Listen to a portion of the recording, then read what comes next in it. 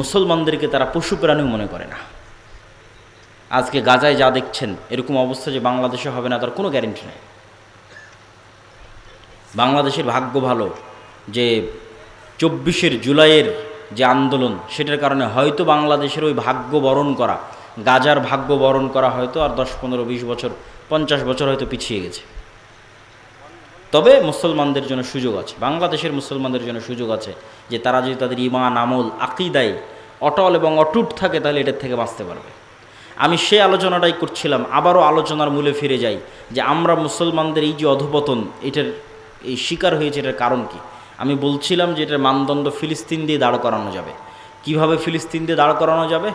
এই ফিলিস্তিন যখন ওমর রাদিয়াল্লাহু তাআলা আনহু বিজয় করে, এই ফিলিস্তিন যখন সালাহুদ্দিন আইয়ুবী বিজয় করে, তখন আপনি এবার ইতিহাস পড়েন কি ছিল ওমর রাদিয়াল্লাহু তাআলা আনহুর কাছে। আল্লাহর কসম করে বলতে পারি, আমি আল্লাহর কসম করে বলতে পারি, আজকে একটা মুসলিম দেশের যা ক্ষমতা আছে তার 60% ক্ষমতা ওমর রাদিয়াল্লাহু তাআলা আনহুর ছিল না। আজকে সৌদি আরব, তুরস্ক, মালয়েশিয়া, পাকিস্তান, বাংলাদেশ, মিশর, এদের যে দুনিয়াবি যে ক্ষমতা আছে তার 60% ক্ষমতা ওমর রাদিয়াল্লাহু তাআলা আনহুর ছিল না। রোমান এম্পায়ারের সাথে তুলনা করলে কিছুই না। তাহলে কি দিয়ে ওমর রাদিয়াল্লাহু তাআলা আনহু জেরুজালেম বিজয় করলেন? 12,000 মুজাহিদ জেরুজালেম ঘেরাও করে আছে 1 মাস থেকে, তার মধ্যে 4,000 সাহাবী। আবু উবাইদা ইবনুল জাররাহ চিঠি লিখেছে আমিরুল মুমিনিন খলিফাতুল মুসলিমিন ওমর ইবনুল খাত্তাবের কাছে যে পাদ্রীরা বলছে আপনি না আসলে চাবি হস্তান্তর হবে না। ওমর রাদিয়াল্লাহু তাআলা আনহু মদিনা থেকে রওনা দিলেন জেরুজালেমের উদ্দেশ্যে, 1200 কিলোমিটারের পথ। যখন জেরুজালেমে প্রবেশ করতেছেন তখন তিনি উটের রশি ধরে টানতেছেন আর তার গোলাম উটের পিঠে বসে আছে। আবু উবাইদা ইবনুল জাররাহ হন্তদন্ত হয়ে ছুটে এসে বলছে, ইন্নার রোমান লা ইয়ানজুরু ইলাইনা নাজরাতা কিল্লা, আমিরুল মুমিনিন করেছেন কি? আপনার জামা কাপড়ের অবস্থা আর এইভাবে উটের রশি ধরে টানা, এগুলো দেখলে তো পাদ্রীরা হাসাহাসি করবে। কেন ওরা তখন রোমান এম্পায়ারের সবচেয়ে বড় তীর্থস্থান হচ্ছে জেরুজালেম। কত বড় বিজয় এটা! এখন কল্পনা করেন যে এখন যান আপনি বিজয় করেন জেরুজালেম। তো এখন বাংলাদেশের ওই চিরির বন্দরের, রানীর বন্দরের একটা কৃষক বাংলাদেশ থেকে উঠে গিয়ে জেরুজালেম বিজয় করে নিল। এটা যেমন ওমর রাদিয়াল্লাহু তাআলা আনহুর ওই যুগে জেরুজালেম বিজয় করা তেমন। আমি মনে হয় বুঝাতে পারেন। আবারও বলি, আজকে বাংলাদেশের চিরির বন্দরের, রানীর বন্দরের একটা কৃষক এখান থেকে উঠে গিয়ে আমেরিকা আছে, ইসরায়েল আছে, ইংল্যান্ড আছে, চায়না আছে, রাশিয়া আছে, বিশ্বের এত সুপার পাওয়ার থাকতো জেরুজালেম বিজয় করে নিয়েছে। এইটা যেমন ঠিক ওই যুগে রোমান এম্পায়ার এবং ওই যুগের পারস্য এম্পায়ার, পার্সিয়ান এম্পায়ারের উপস্থিতিতে আরবে তৈরি হওয়া এক মরুভূমি থেকে উঠে আসা এক রাখাল, যাকে কেউ চিনত না, ওমর ইবনুল খাত্তাব খালি হাতে জীর্ণ শীর্ণ অবস্থায় জেরুজালেম বিজয় করে নিয়েছে। তো যে ওমর রাদিয়াল্লাহু তাআলার কাছে কিছু ছিল না। তো আবু উবাইদা ইবনুল জাররাহ বলছে যে আপনাকে দেখলে তো এরা আমাদেরকে ছোট মনে করবে, আপনি যেভাবে আসছেন। ওমর রাদিয়াল্লাহু তাআলা বলছে আমরা জাহিলি যুগে কেউ আমাদের চিনত না। এই বাংলাদেশের একটা কৃষককে যেমন কেউ চিনে না, মাঠে কাজ করা কৃষককে, তো ওই মরুভূমির রাখালকে কে চিনবে? কেউ চিনত না। ওমর রাদিয়াল্লাহু তাআলাকে কেউ চিনত না। জাহিলি যুগে আমাদের কেউ চিনত না। আজকে আমার হাতে জেরুজালেম বিজয় হচ্ছে। তো আমার হাতে জেরুজালেম বিজয় হচ্ছে, আ'আজ্জানাল্লাহু বিল ইসলাম। এই সম্মানটা আমরা অর্জন করেছি, এই ক্ষমতাটা আমরা অর্জন করেছি তাকওয়া, পরহেজগারিতা, আল্লাহ ভীরুতা দিয়ে। এই জন্য দেখবেন যে জেরুজালেমে হামলা হচ্ছে, গাজায় হামলা হচ্ছে, বিশাল নিন্দা, বয়কট সব কিছু চলতেছে, মিছিল মিটিং সবই হচ্ছে, কিন্তু দেখবেন তাকওয়া পরহেজগারিতার বেলায়, নামাজের বেলায় নাই। তাহলে আপনি ওই মানদণ্ডে দাঁড়াতে পারছেন না যেই মানদণ্ডের উপর বিজয় হবে, যেই মানদণ্ডের উপর বিজয় হয়েছে। ক্ষমতা দিয়ে, মিছিল দিয়ে, দাপট দিয়ে, অস্ত্র দিয়ে বিজয় হয়নি। খালিদ বিন ওয়ালিদের যুদ্ধ দেখেন, ইয়ারমুকের যুদ্ধ দেখেন, মুতার যুদ্ধ দেখেন, কোথায় কয়েক লক্ষ সেনাবাহিনী, কোথায় কয়েক হাজার। সুলতান সালাহুদ্দিন আইয়ুবীর হিত্তিনের যুদ্ধ দেখেন, কোথায় কয়েক লক্ষ প্রশিক্ষিত নাইট যোদ্ধা, আর কোথায় মরুভূমির এক প্রান্ত থেকে আর এক প্রান্ত ঘুরে বেড়ানো এক অসহায় মরুবিদুইন। মাত্র কয়েক হাজার সৈন্যবাহিনী সুলতান সালাহুদ্দিন আইয়ুবীর হাতে। তুরস্কের ইস্তাম্বুল বিজয় পড়েন সুলতান মোহাম্মদ আল ফাতেহ। বাইজেন্টাইন সাম্রাজ্যের যে কেন্দ্র, রাজধানী তুরস্কের ইস্তাম্বুল, কিভাবে উনি বিজয় করেছেন? ওনার কী বা ক্ষমতা ছিল? কোনো ক্ষমতা ছিল না। সবগুলো বিজয় হয়েছে তাকওয়া, পরহেজগারিতার, আল্লাহর উপর ভরসা। অতএব সেই দৃষ্টিকোণ থেকে দেখলে আজকের সব মুসলিম দেশের উপর জিহাদ ফরজ। মানে এই অজুহাতে কেউ জিহাদ থেকে পিছিয়ে সরে আসবে যে না আমাদের এখানে তো সক্ষমতা নাই, তো আসলে ওমর ইবনুল খাত্তাবেরও সক্ষমতা ছিল না, সুলতান সালাহুদ্দিন আইবিরও সক্ষমতা ছিল না, সুলতান মোহাম্মদ আল ফাতেহেরও সক্ষমতা ছিল না। ছিল কি? সৎ নিয়াত, তাকওয়া, পরহেজগারিতা, আল্লাহর উপর ভরসা। তোমাদের সক্ষমতা আছে কিন্তু তোমাদের তাকওয়া পরহেজগারিতা নাই, আল্লাহর উপর ভরসা নাই। সম্মানিত উপস্থিতি, তাহলে কেন আজ মুসলমানদের এই অবস্থা? তার একটা উদাহরণ তো পেয়ে গেলেন, যে ক্ষমতা দিয়ে মুসলমানেরা কোনোদিন বিজয় হয়নি। ক্ষমতা দিয়ে যদি বিজয় হতো তাহলে বাংলাদেশের ছাত্ররাও এই সরকারকে সরাতে পারত না। কেননা একদিকে ছিল ওপেন রাইফেল আর একদিকে খালি হাত, এতে সম্পূর্ণ অসামঞ্জস্য। কিন্তু ওই যে যখন মানুষ শক্ত সিদ্ধান্ত নেয়, আল্লাহর উপর ভরসা করে, তখন আল্লাহ সুবহানাহু ওয়া তাআলা রাস্তা সহজ করে দেয়। ওই জন্য আল্লামা ইকবালের একটা কবিতা আছে कि काफिर है तो शमशीर पे करता है भरोसा। কাফেরেরা তরবারির উপর ভরসা করে, আর মমিন হয় তো বেতেগ ভি লড়তা হ্যায় সিপাহী। আর যদি মুমিন হয় তো ঢাল তলোয়ার ছাড়াই যুদ্ধের মাঠে ঝাঁপিয়ে পড়ে। কেননা মুমিনের কাছে শাহাদতের মৃত্যু সবচেয়ে প্রিয়। এবং আল্লামা ইকবালের আরও একটা কবিতা আছে এটাকে, এই বিষয়টাকে তুলে ধরার জন্য। তু হুনার আজমা হাম জিগার আজমায়েঙ্গে। তোর কাছে অস্ত্র আছে, তুই তোর রাইফেল আর বম যত আছে সব পরীক্ষা কর। আর আমরা কিসের পরীক্ষা দিব? আমরা হচ্ছে জীবনের পরীক্ষা দিব। তোর রাইফেলের গুলিতে মরে যাব, তোর বমের আঘাতে শহীদ হয়ে যাব। কতগুলো মারবি, মেরে ফেলে দে। তো হুনার আজমা হাম জিগার আজমায়েঙ্গে। তোর হাতে রাইফেল আছে, আমার কলজা আছে। এটা আল্লামা ইকবালের কবিতা। তো যখনই মানুষ মৃত্যুকে পরোয়া করে না এবং মৃত্যুকে পেছনে ফেলে দিয়ে সামনের দিকে আগায়, তখন বিজয় সুনিশ্চিত। কিন্তু এই যে দুনিয়ার ঐশ্বর্য, দুনিয়ার উন্নয়ন, দেখবেন যে একদিকে গাজায় ক্রন্দন চলছে, আর একদিকে দেখবেন দুবাইয়ের কথা বলেন বা যে কোনো দেশের কথা বলেন, দেখবেন রঙ্গলীলায় মত্ত। তো ওই দুনিয়ার ওই নেশা ছেড়ে দিয়ে কিভাবে জেহাদে অবতীর্ণ হবে? তখনই অবতীর্ণ হতে পারবে যখন দুনিয়ার এই মূল্যটা হারিয়ে যাবে। এই জন্য আল্লাহ শিক্ষা দেন, মানে জেহাদে অবতীর্ণ হওয়ানোর জন্য আল্লাহ শিক্ষা দেন। শাস্তি না পেলে ঠিক হয় না মানুষ। সিরিয়ারা, আজকে সিরিয়ার মানুষজন বিজয় হয়েছে 20 বছর থেকে যুদ্ধ করতেছে। আফগানিস্তানেরা বিজয় হয়েছে 30 বছর থেকে যুদ্ধ করতেছে। মানে মরতে মরতে মরতে মরতে মরতে মরতে তারা মরা শিখেছে। ফিলিস্তিনের মানুষেরও বিজয় হবে, তারাও জানের কুরবানি দিচ্ছে।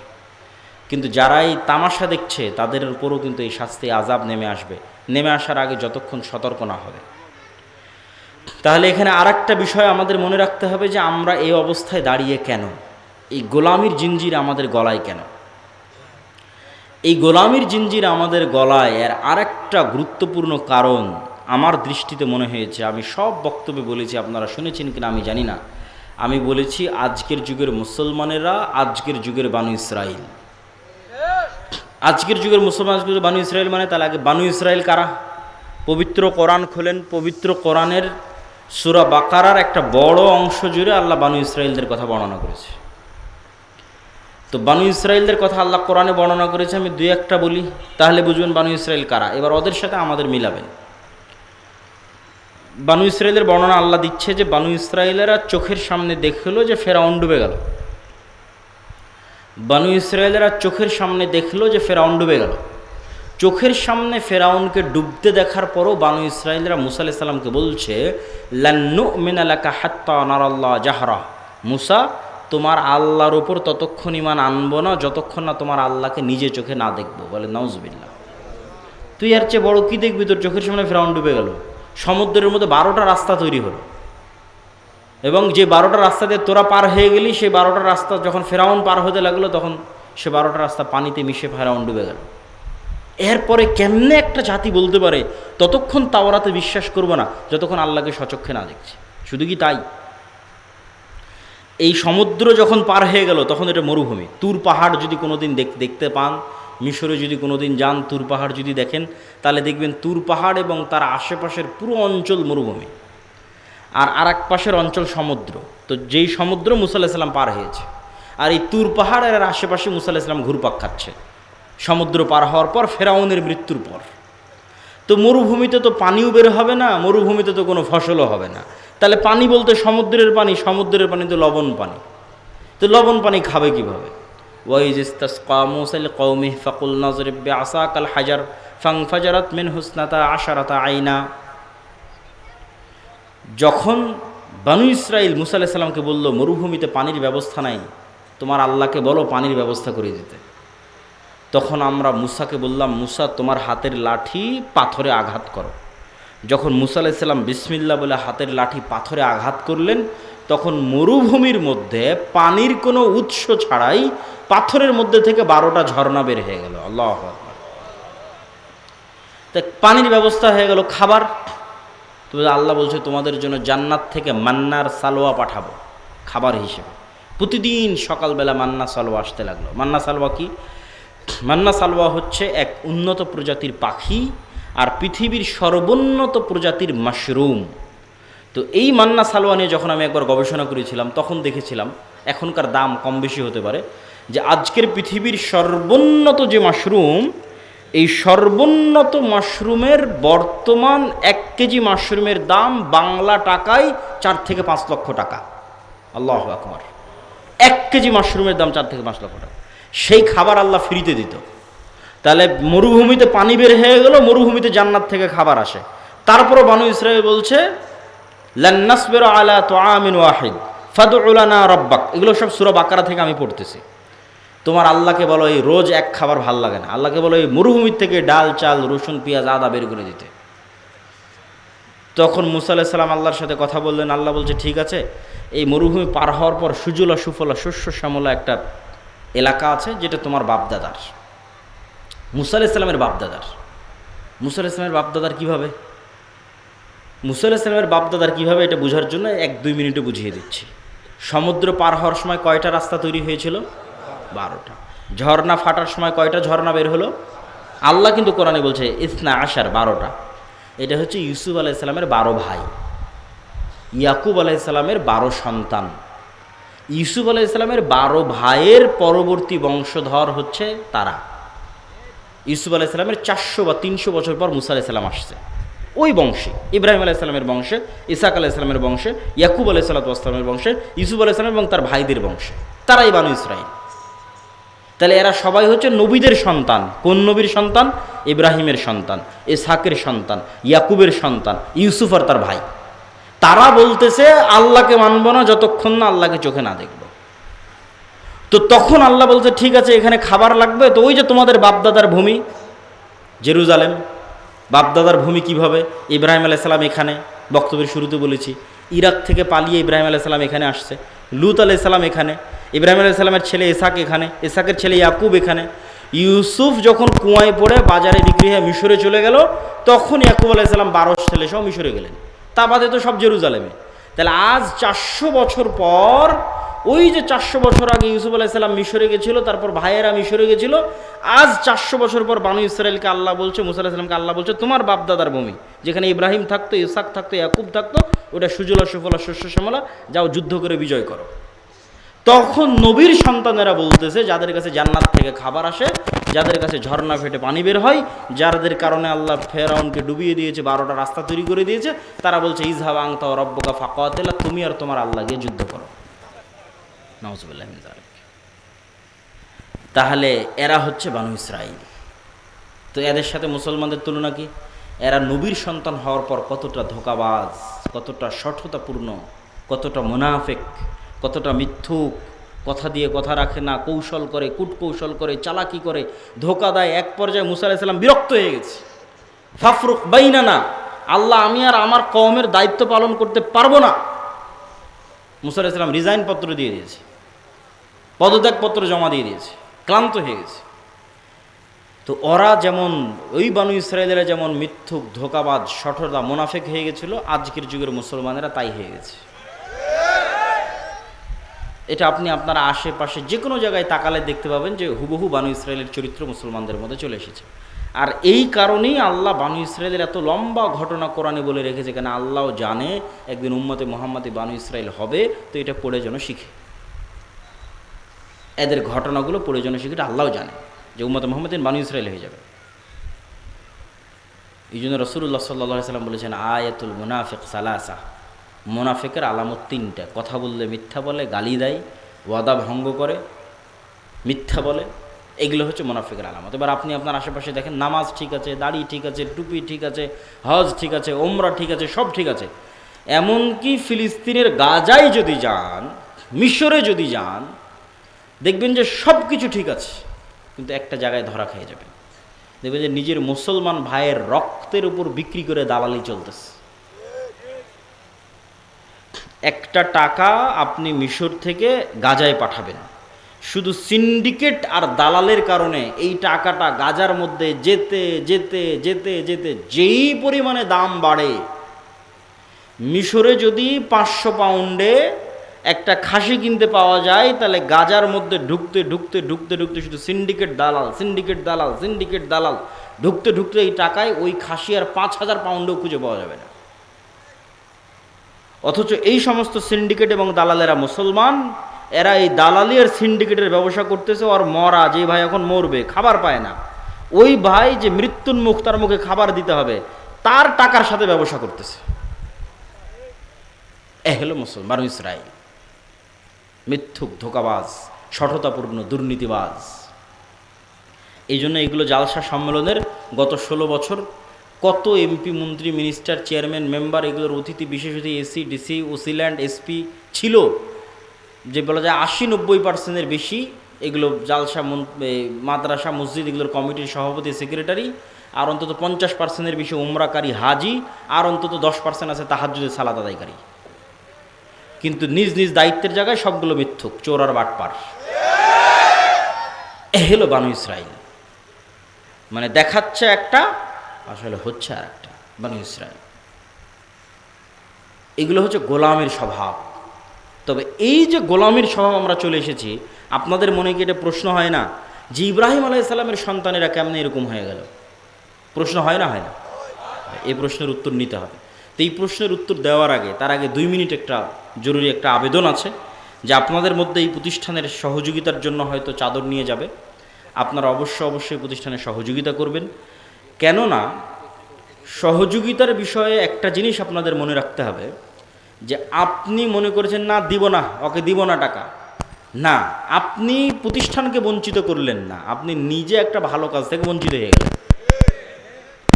আপনি চিন্তা করছেন একরকম, বিষয়টা ঘটছে আর একরকম। এখানে আর 2টা উদাহরণ দিই। ফেতরা দিয়েছেন না সবাই? ফেতরা দিয়েছেন, মাশাআল্লাহ। হাদিসে রাসূল সাল্লাল্লাহু আলাইহি ওয়াসাল্লাম বলছে কি, ফেতরা হচ্ছে সিয়ামের মধ্যে যদি কোনো ভুল ত্রুটি হয় তার কাফফারা। কেউ যদি দিনের বেলা সিয়াম অবস্থায় তার স্ত্রীর কাছে যায়, তা আল্লাহ নবী বলছে কাফফারা একটানা 60 দিন রোজা, না হয় 60 দিন মিসকিন খাও, না হয় গোলাম আজাদ করো। তার মানে দুনিয়াতেই ইবাদতের মধ্যে ত্রুটি হলে ধন সম্পদ দিয়ে, টাকা পয়সা দিয়ে, জরিমানা দিয়ে বাঁচা যাচ্ছে। কথা মনে হয় বুঝাতে পারিনি। দুনিয়াতেই যখন ইবাদতের মধ্যে গুনাহ হয়ে যাচ্ছে, তখন আল্লাহই সিস্টেম তৈরি করে দিয়েছে, দুনিয়াতেই তুমি তোমার ইবাদতের ভুলের কাফফারা দিয়ে দিতে পারবা, টাকা দিয়ে, ধন সম্পদ দিয়ে। এই সিস্টেম কিয়ামতের মাঠেও চলবে, কিন্তু কিয়ামতের মাঠে তখন তো আর টাকা বানানোও যাবে না, আর টাকা থাকবেও না। তাহলে এখন যারা আগে থেকেই সেভিং অ্যাকাউন্টে জমা করে রাখবে টাকা পয়সা, ধন দৌলত আল্লাহর কাছে, আল্লাহকে কর্জ দিয়ে রাখবে, আল্লাহ ওগুলোকে আবাদ করবে, বাড়াবে। আল্লাহ বলছে তুমি যেমন একটা ধানের গাছ পুতলা, সেখান থেকে যেমন 100 ধানের শীষ বের হবে, আমার কাছে টাকা দাও, আমি ওটাকে বাড়াতেই থাকবো, বাড়াতেই থাকবো, বাড়াতেই থাকবো। তারপরে কিয়ামতের মাঠে তুমি যেদিন উপস্থিত হও, উপস্থিত হয়ে দেখবা কার নামে গীবত করেছো, কাকে অপবাদ দিয়েছো, কোথায় ঠিকমতো নামাজ পড়োনি, কোথায় রোজা ছুটে গেছে, কত রকমের এলোমেলো হয়ে গেছে। তখন তোমার এই টাকা দিয়ে আস্তে আস্তে কাফফারা হবে, তুমি বেঁচে জান্নাতে চলে যাবা। এই জন্য আব্দুর রাজ্জাক বিন ইউসুফ বলেছে যে দান হচ্ছে শক্তিশালী, পাওয়ারফুল ইবাদত, অন্য সবগুলোকে কাভার দিতে পারে, আর কোনো ইবাদত আর একটাকে কাভার দিতে পারে না। হজে যান, দেখবেন যে একটা ইবাদত ছুটে গেছে, কথার কথা আপনি একটা ভুল করে ফেলেছেন, তখন আপনাকে মুআল্লিম বলবে দম দিতে হবে। দম কি? এটা খাসি জবাই করতে হবে। তো খাসি জবাই করতে কি লাগবে? টাকা লাগবে। তো টাকা দিয়ে খাসি জবাই করে হজের একটা ভুল শুধরে গেছে। সম্মানিত উপস্থিতি, তা আপনাদের মধ্যে যারা চাদর হাতে যাবে, আমাদের বক্তব্য অব্যাহত থাকবে এবং খুবই গুরুত্বপূর্ণ আলোচনা, না শুনে অধৈর্য হয়ে আপনারা যাবেন না, তার মধ্যে সহযোগিতাও করতে থাকবেন। তো আমরা প্রশ্ন কি করেছিলাম, ইব্রাহিম আলাইহিস সালাতু ওয়াস সালামের সন্তানেরা এইভাবে মুনাফিক, নিমক হারামে পরিণত হলো, এর কারণ জানার দরকার আছে না নাই? আছে। আমি আমার গবেষণায় যে কারণ বের করেছি এবং আমার মনে হয়েছে এটাই কারণ, ইতিহাস তার প্রমাণ বহন করে, ইতিহাস তার সাক্ষী বহন করে। সেই কারণটা হচ্ছে যে ইউসুফ আলাইহিসসালামের মৃত্যুর পর, ইউসুফ আলাইহিসসালাম মারা গেল। ইউসুফ আলাইহিসসালাম যতদিন বেঁচে ছিল ভাইয়েরাও মন্ত্রী, মিনিস্টার, চেয়ারম্যান, মেম্বার বড় বড় পদে ছিল। ইউসুফ আলাইহিসসালামের মারা যাওয়ার পর যেই বংশের সাথে জোট করে ইউসুফ আলাইহিসসালাম ক্ষমতায় ছিল, ওই বংশের নাম হাকসুস বংশ। ওই হাকসুস বংশের পতন হয়ে নতুন বংশ ক্ষমতায় আসলো, তাদের নাম ফারাও। তো ফারাওরা বলল যে আগের হাকসুসদের মারবো তো মারবো, ওদের সাথে যাদের জোট ছিল ইউসুফ আর এদের ভাই, এদেরকেও মারবো। তো যখন ইউসুফ আর এদের ভাইদের মারতে গেল, তখন বড় বড় জ্যোতিষী, বড় বড় পাদ্রী, জাদুকরেরা বলল, এই ফারাওরা শোনো, তোমাদের যদি কোনোদিন ক্ষমতার পতন হয় তাহলে বানু ইসরাইলদের মধ্যেই পতন হবে, ইউসুফ আর ইউসুফের ভাইদের মধ্যেই এমন সন্তান জন্ম নেবে যে তোমার ক্ষমতাকে ধ্বংস করে দিবে। তো ফেরাউনের মাথা আরও নষ্ট হয়ে গেল, আরও জুলুমের স্টিম রোলার বাড়িয়ে দিল। তো এই জুলুম চলল 300 বছর। ফেরাউনের জুলুম বানু ইসরাইলের উপর চলেছে 300 বছর। 300 বছরে বানু ইসরাইলদেরকে গোলাম বানিয়ে রাখা হয়েছে, এবং গোলাম বানানো হয়েছে দুইভাবে। এক, সুদী অর্থনীতি। আপনি বলেন ওই যুগে আবার সুদী অর্থনীতি কোথায় থেকে আসলো? জি, কারুন হচ্ছে ফেরাউনের যুগের মানুষ। কারুন সমগ্র মিশরে সুদী অর্থনীতি পরিচালনা করত। সুদী অর্থনীতি দিয়ে, লোন দিয়ে, যেহেতু গোলাম হয়ে গেছে, টাকা নাই, টাকা লাগলে লোন নিতে হবে, লোনের ওপর আবার সুদ, লোনের ওপর আবার সুদ। একদিকে লোনের ওপর আবার সুদ, আর একদিকে পলিটিক্যালি কোনো ক্ষমতা নাই, পুরুষ সন্তান জন্ম নিলে জবাই করে দাও, ভয়ঙ্কর অবস্থা। তো 300 বছরের গোলামিতে তাদের ব্যক্তিত্ব, আত্মমর্যাদা, আত্মসম্মান সব ধ্বংস হয়ে গেছে। যেমন আমি যদি একটা উদাহরণ আপনাকে দিই, যে ধরেন এখানে দুইজন গোলাম বসে আছে, আমি বললাম যে এই যে একটা রুটি তোমাদের জন্য দিলাম, তখন এই দুই গোলাম 3 দিন থেকে না খেয়ে আছে, টাকা পয়সা উপার্জনের কোনো রাস্তা নাই, যেহেতু গোলাম। টাকা নিতে হলে সুদের ভিত্তিতে লোন দিয়ে নিতে হবে কারুনের কাছ থেকে। সুদের ভিত্তিতে লোন দিয়ে নিতে নিতে বেশি লোন হয়ে গেছে, ওটাও শোধ করতে পারে না, তাহলে কই যাবে? তখন এই দুই গোলাম ওই একটা রুটিনে কাড়াকাড়ি লেগে গেছে। তো একটা রুটিনে কাড়াকাড়ি লেগে গেছে, একটা রুটিনে মারামারি লেগে গেছে। তাহলে একটা রুটির জন্য গোলাম কি বলবে? মিথ্যা বলবে। একটা রুটির জন্য গোলাম কি করবে? আরেকজনকে মারবে। একটা রুটির জন্য গোলাম কি করবে? আরেকজনকে হত্যা করবে। একটা রুটির জন্য গোলাম কি করবে? দুর্নীতি করবে। একটা রুটির জন্য গোলাম কি করবে? ধোঁকা দিবে। এইভাবে তখন গোলামের নেচার তৈরি হয়, মিথ্যা বলা, ধোঁকা দেওয়া, মুনাফিক হওয়া স্বভাব তৈরি হয় যখন মানুষ গোলাম অবস্থায় বড় হয়। আর এই কারণেই আল্লাহ সুবহানাহু তাআলা মুসা আলাইহিস সালাতু ওয়াস সালামকে বানু ইসরাইলদের সাথে বড় করেনি। আল্লাহ চাইলে অন্য কোনো অলৌকিক কারিশমা দিয়ে বানু ইসরাইলদের সাথেই মুসা আলাইহিস সালামকে বড় করতে পারতেন, কিন্তু বানু ইসরাইলরা তো সব গোলাম। তো গোলামদের সাথে যদি মুসা আলাইহিস সালাম বড় হয়, তাহলে মুসা আলাইহিস সালামের মেন্টালিটি গোলামদের মতো হয়ে যাবে। আত্মমর্যাদা থাকবে না, আত্মসম্মান থাকবে না, স্বাধীনতা বোধ থাকবে না, চেতনা থাকবে না, কিচ্ছু থাকবে না।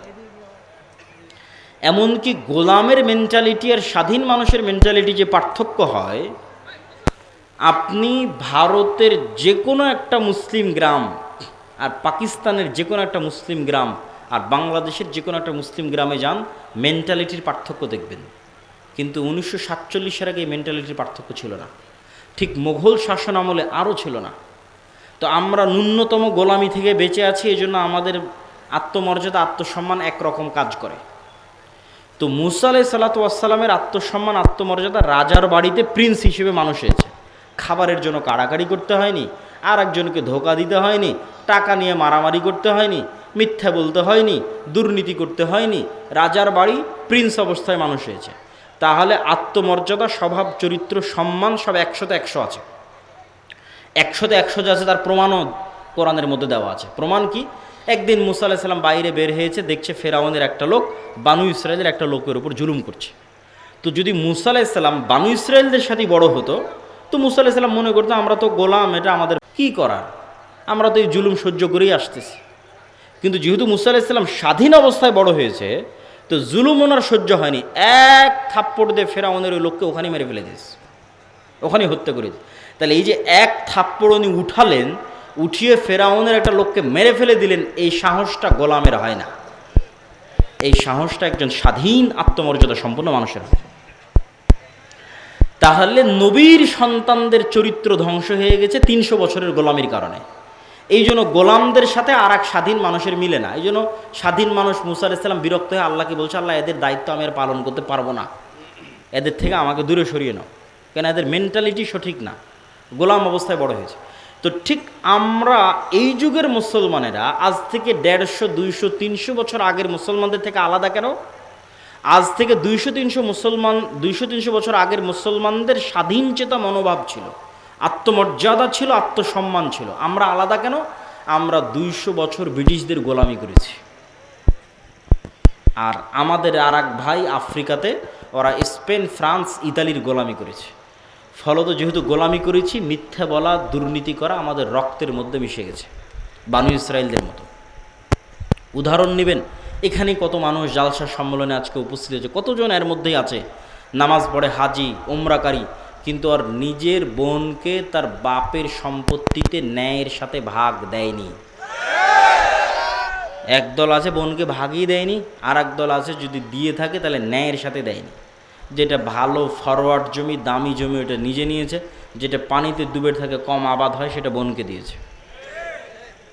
তাহলে সে হাজি, সে নামাজি, সে আল্লাহওয়ালা, সে এরকম বড় জালসার সভাপতি, এই রকম সকল আনুষ্ঠানিকতার মধ্যে সে আছে, কিন্তু সে হচ্ছে বানু ইসরাইল। বানু ইসরাইলের স্বভাবে, চরিত্রে চরিত্রবান। আরও একটা উদাহরণ দিই, আপনাদের এই সমাজে প্রচলিত আছে ডিমান্ডের ভিত্তিতে বিবাহ, যৌতুকের ভিত্তিতে বিবাহ। তো যৌতুকের ভিত্তিতে বিবাহ হচ্ছে অন্যায়, জুলম। তো দেখবেন যে বাপের অনেক বড় দাঁড়িয়ে আছে, তারপরও ছেলের বিবাহ দিচ্ছে শ্বশুর বাড়ি থেকে, এই এই এই এই জিনিস লাগবে। তো সে তাহলে কি, সে গোলাম। তো এই সমস্ত গোলাম যারা, এদের দিয়ে কি হবে না? ধরেন মনে করেন আমি একজন হাজি, আমি একজন নামাজি, আল্লাহওয়ালা, ওমরাকারী, আমি ওসি, ডিসি, এসপি, মন্ত্রী, সাধারণ মানুষ, মসজিদ, মাদ্রাসা, বিভিন্ন জায়গায় কমিটির সাথে যুক্ত, অনেক কিছু। তা আমি আমার বোনকে সম্পত্তিতে সঠিকভাবে ভাগ বুঝিয়ে দিইনি। বোনকে বলছি, বোন ভুল হয়ে গেছে, আমাকে ক্ষমা করে দিও। বোন মাফ করে দিয়েছে, আমি জান্নাতে চলে গেছি, হতে পারে এটা। বোন ক্ষমা করে দিয়েছে, আমি জান্নাতে, এটা হতে পারে। কিন্তু আল্লাহ কোনোদিন এটা করবেন না, আমাকে যোগ্য মনে করবেন না যে আমি এই রাষ্ট্রের নেতা হব। নেতা হওয়ার যোগ্য আল্লাহ কোনোদিন আমাকে মনে করবে না।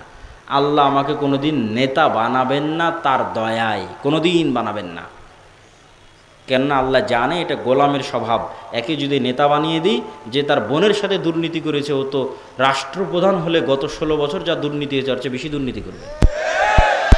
গত 16 বছর তো তাহাজ্জুদ পড়েই দুর্নীতি হয়েছে। তাহলে তো এই জায়গাটাই হচ্ছে ইসলামের নেতৃত্বের বেসিক প্রিন্সিপালস, যে আপনি বলবেন আমি স্বাধীন হতে চাই, ইসরায়েলের গোলামি থেকে মুক্তি চাই, ভারতের গোলামি থেকে মুক্তি চাই, তাহলে কি নেচার, গোলামানা নেচার বাদ দিয়ে স্বাধীন মানুষের স্বভাবে আসতে হবে। স্বাধীন মানুষের স্বভাব কি?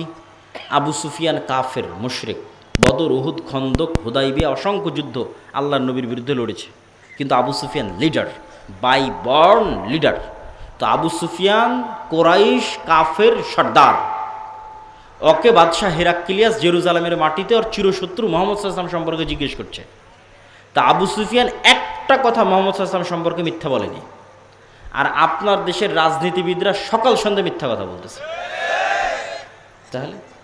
তাহলে ওই যুগের 1400 বছর আগের কাফের মুশরিক চারিত্রিক দিক থেকে, নেতৃত্বের গুণের দিক থেকে এই যুগের মুনাফিক বানু ইসরাইল মুসলমানের চাইতে ভালো।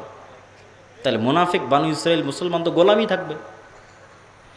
আর আমাদেরকে গোলাম রাখার জন্য আমরা যে 1947-এ ব্রিটিশদের থেকে মুক্তি পেলাম, তারপরেও যেন গোলামের কালচার আমাদের মধ্যে থাকে, এই জন্য দুটো সিস্টেম চালু করা আছে আমাদের মধ্যে।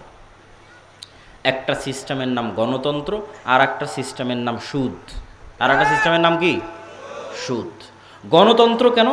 গণতন্ত্র এমন এক জিনিস যেখানে মিথ্যা না বললে রাজনীতি হবে না। গণতন্ত্র মানেই চোর বাটপারকে ক্ষমতায় নিয়ে আসা। গত 16 বছর কিসের নামে দেশ শাসন হয়েছে? গণতন্ত্রের নামে। খুন গুম, আয়নাঘর, লুটপাট, ডাকাতি সব গণতন্ত্রের নামে হয়েছে।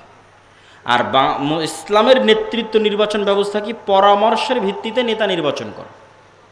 এই গ্রামের মানুষ যদি মাদ্রাসা চালাতে পারে, মসজিদ চালাতে পারে, তো এই গ্রামের মানুষ একসাথে একত্রিত হয়ে বলতে পারে না যে আমাদের গ্রামের প্রধান কে হবে? পরামর্শ করে ঠিক করে দিবে যে অমুক গ্রামের প্রধান। কঠিন কিছু না, ঠিক করতে পারো। কিন্তু গণতন্ত্র কি বলছে? না, এভাবে ঠিক করা যাবে না। তোমরা গ্রামের সব মানুষ একসাথে বসে তোমাদের গ্রামের প্রধান নির্বাচন করবে, তাহলে তো তোমরা সব সত্যবাদী, ন্যায়পরায়ণ হবে, আমানতদার হয়ে যাবে। তোমরা তো কেউ মিথ্যা বলা শিখবে না।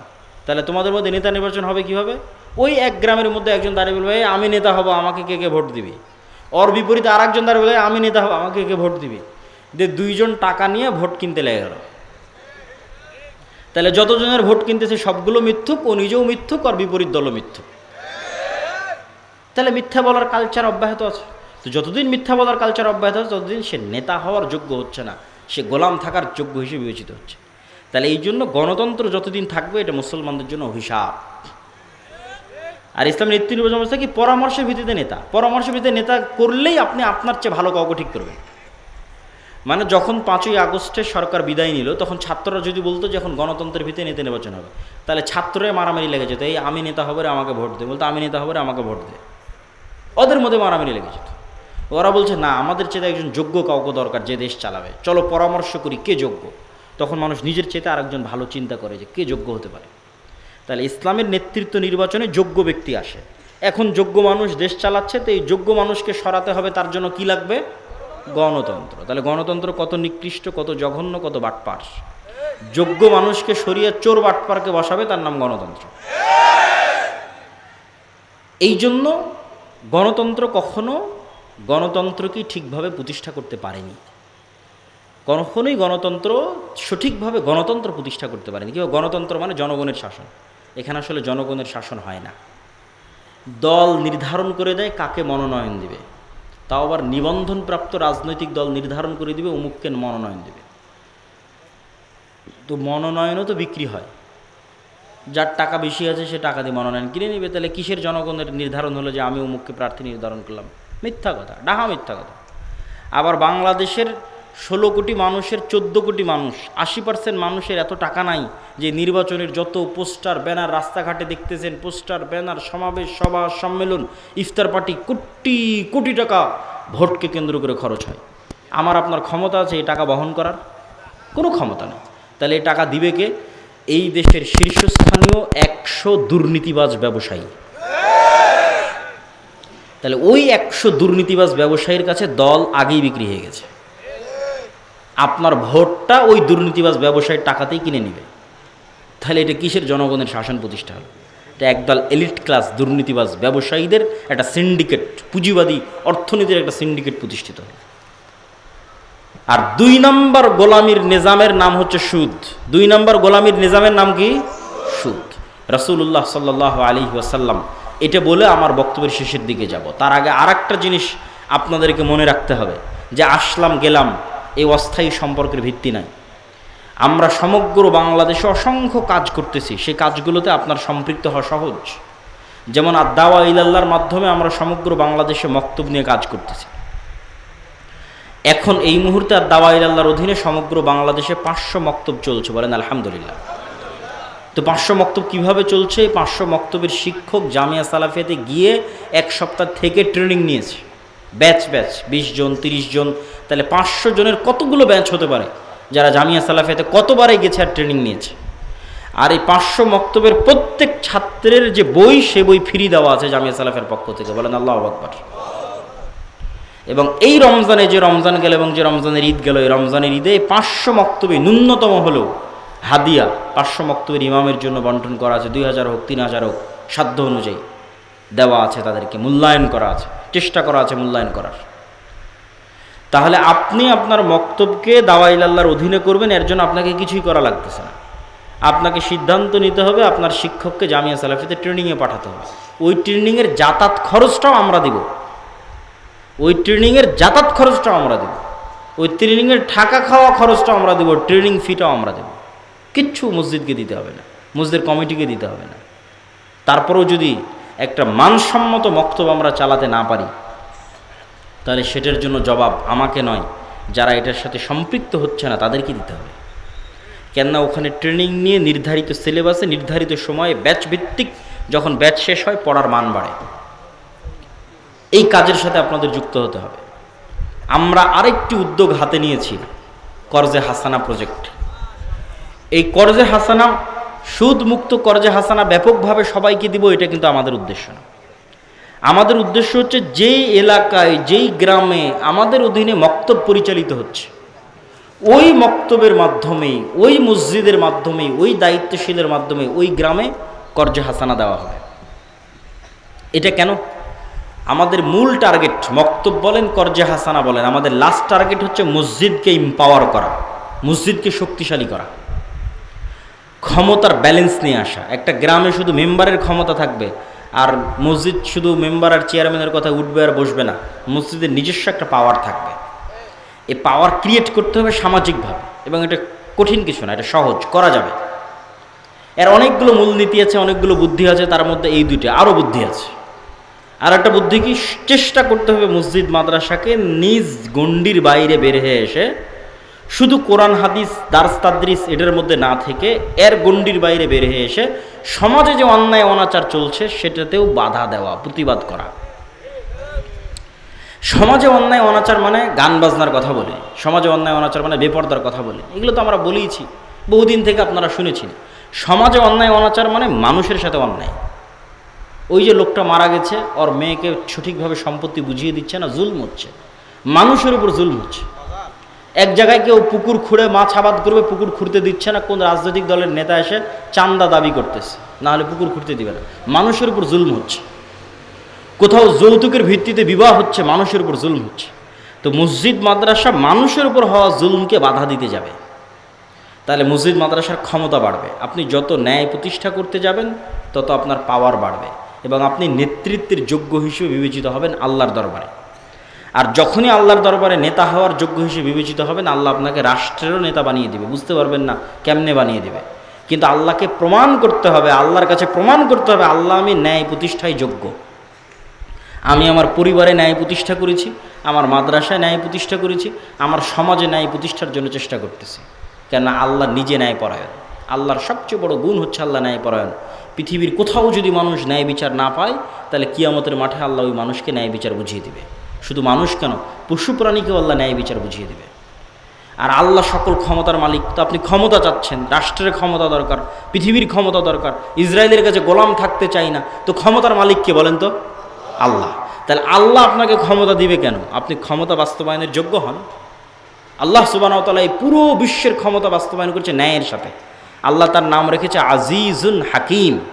আল্লাহ বলেছেন, দেখো আমি মহাপরাক্রমশালী, ফাআলুল লিমা ইউরিদ, যা ইচ্ছা তাই করতে পারি, কিন্তু আমি হাকিম, আমি জ্ঞানী প্রজ্ঞাবান, এই জন্য আমি যা ইচ্ছা তাই করতে পারি। এই কারণে আমি মানুষের উপর জুলুম করব? অসম্ভব। আমার ক্ষমতা আছে, তারপর আমি ন্যায় প্রতিষ্ঠা করি। আল্লাহু আকবার। আমার কোনো বান্দা, কোনো পশু প্রাণীর উপর আমি জুলুম করি না, কিন্তু আমার ক্ষমতা আছে, আজিজ, কিন্তু আমি অন্যায় করি না। তো যখনই আপনি ন্যায় প্রতিষ্ঠা করবেন, আল্লাহ আপনাকে ক্ষমতা দিয়ে দেবে।